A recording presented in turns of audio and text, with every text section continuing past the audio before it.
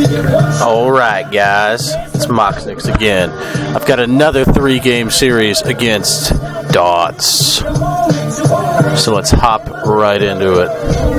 Put some pretty good games today. So, he's going to be playing Tasigur again today. 0 lands, no. 1 land with a Mox Diamond and nothing castable, no. Soul Ring? Ooh, I don't have the Soul Ring yet. Wheel of Fortune, 2 lands, Force with a pitch card. Better than the first 2. And there's the Soul Ring, and we're going first. So this hand is now good. We just need red. And we are off to the races.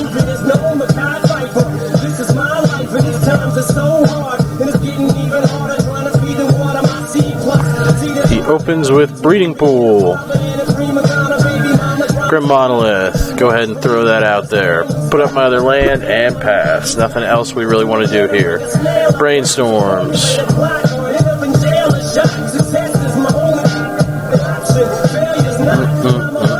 We're like, please, where's my red source off the top? Bam, he goes to kill the Soul Ring. I'm going to force it. If I lose that Soul Ring, Wheel's not going to do much anyway. And by keeping it out there, I have a lot more good top decks I can hit that aren't red source. What do you know? There's the red source. Now I don't have the force to protect it. But he's down a counter. Well, not a counter. He's down an interest claim. Oh, yeah, now I remember. I lead the Jeleva because I know he's got at least 1 counter. I'm not going to run the wheel out right away. Because MTGO hasn't updated yet, my Jeleva is going to get bottom decked. So, lead with the Jeleva to try to bait the counter because we have a wheel which is stronger than a random hit off Jeleva. And now, with no counter drawn off the top, we're just going to have to throw wheel out and hope he doesn't have a second counter spell. He's going to go ahead and Snapcaster Mage and kill my Soul Ring.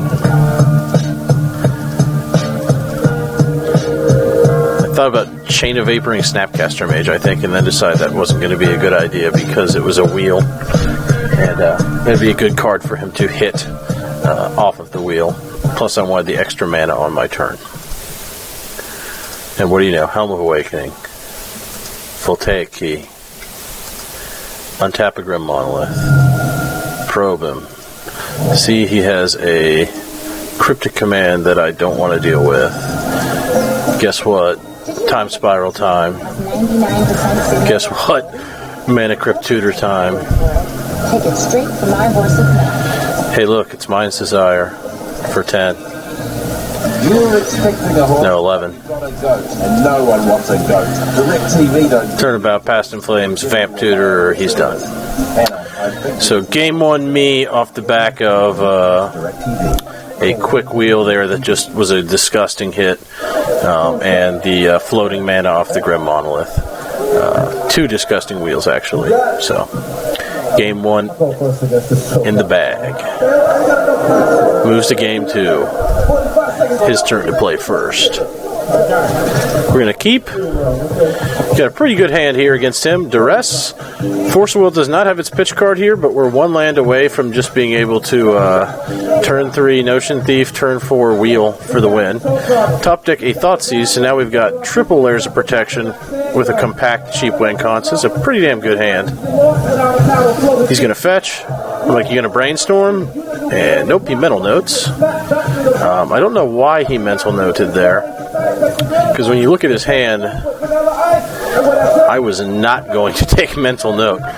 He's got a Brainstorm, a Nature's Claim, Dismember, Spell Crumple, and a Hymnitrock. My hand is really weak to that Hymnitrock, and he can curve out into it next turn, so we have to take Hymnitrock.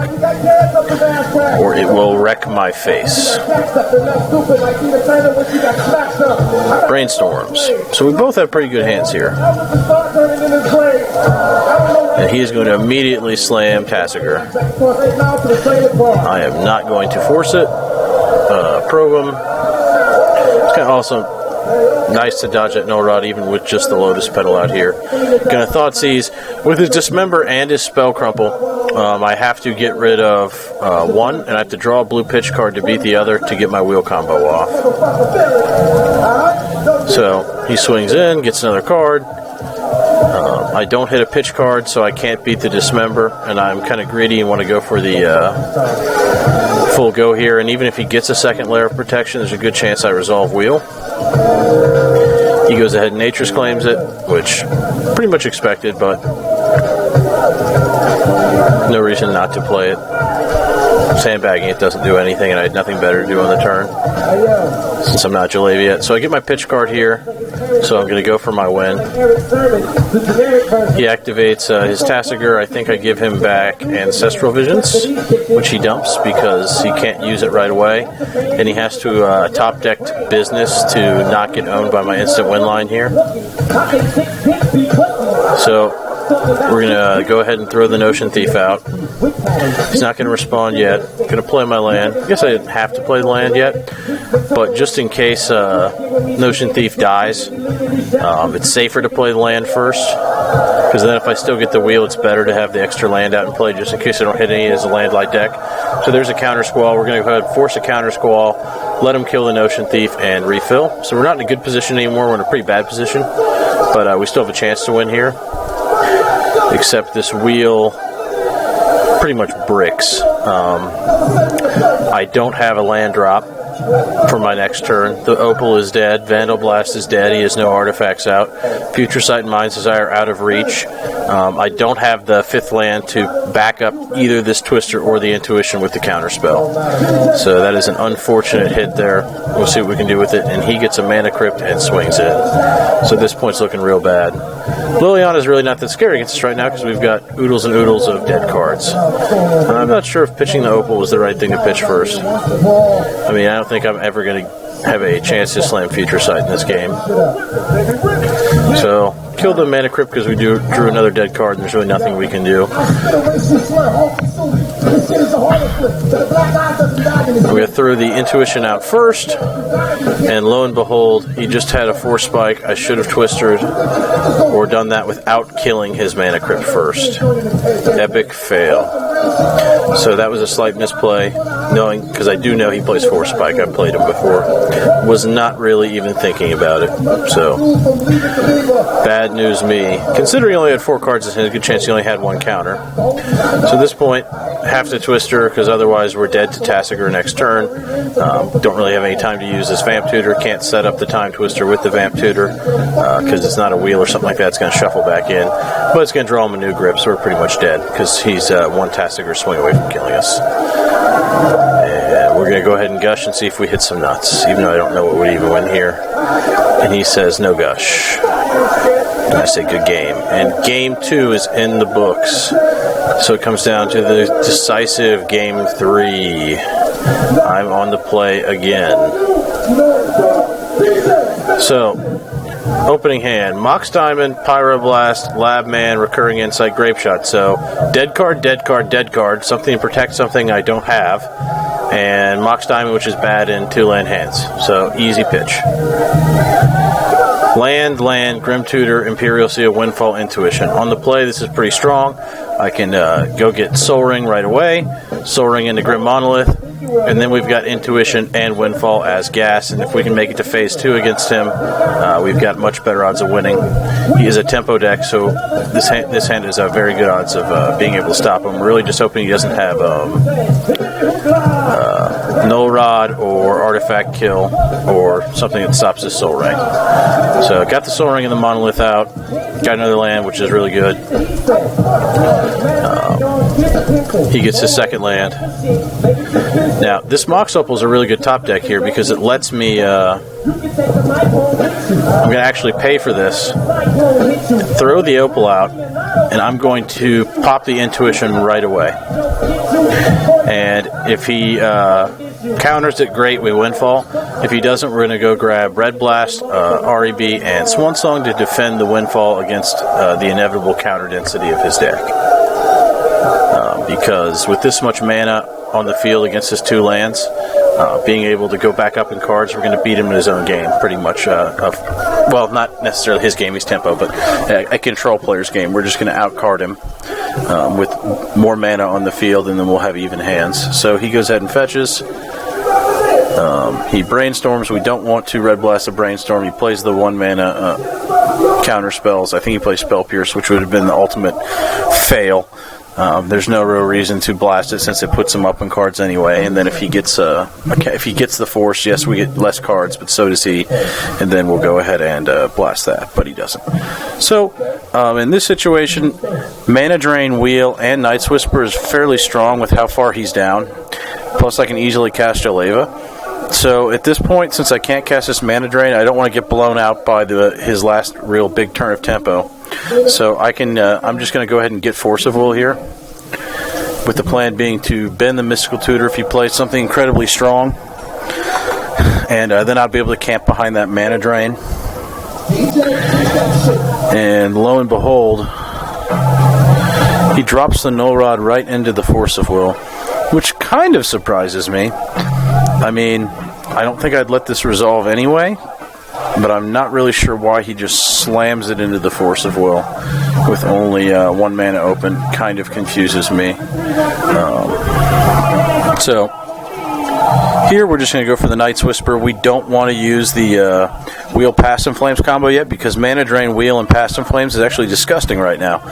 Because, if he goes for Tasigur or any kind of play on his turn, and we Mana Drain, he either counters back, and then good odds he doesn't have the counter anymore, and we're easy to wheel out, or he lets us take the Tasigur, and then we open with Wheel, and if he counters, we Past in Flames behind it.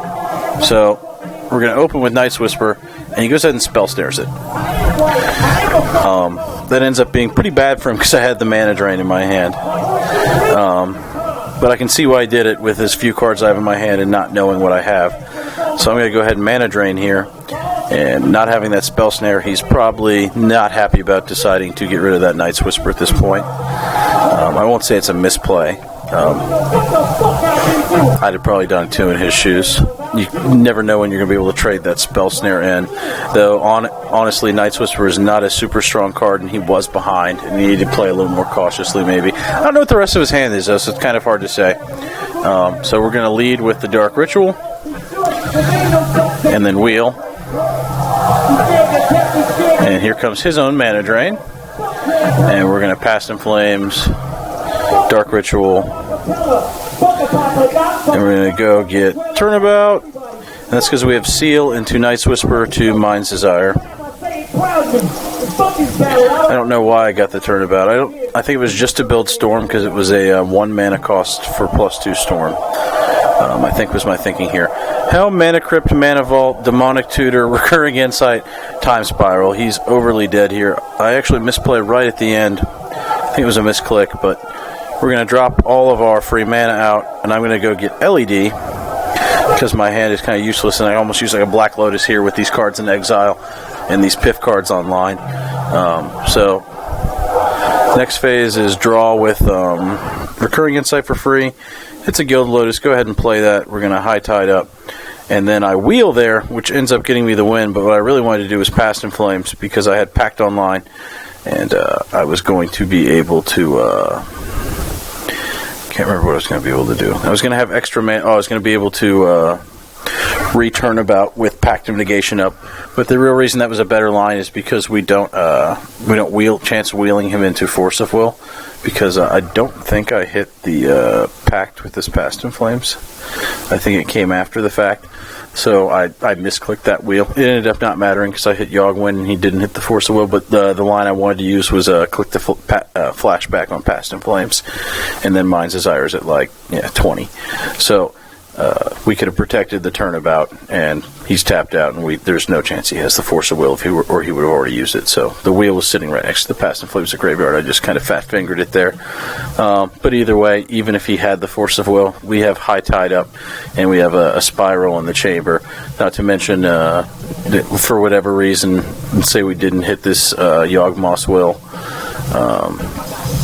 we still would have been able to bounce our field back and mana back up and a bazillion Storm and copy a Gilded Lotus and tap it and etc. etc. So even without the Yawgmoth's Will, even with my fat finger, he was super dead after that Mind's Desire. So pretty quick 3-game series, pretty good games. As always, DAWTZ is a very strong player. His deck's pretty strong as mine.